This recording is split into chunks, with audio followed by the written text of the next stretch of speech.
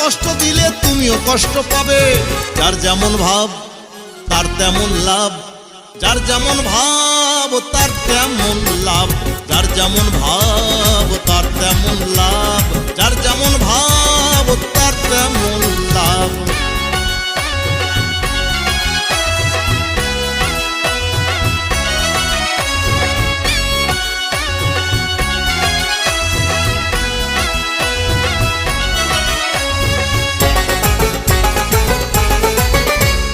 ছেলের সামনে ডাটে ধূমপান করছো তুমি ব্যাস, এই ধূমপান করতেই তোমার কাছে ছেলে চাইবে ম্যাচ।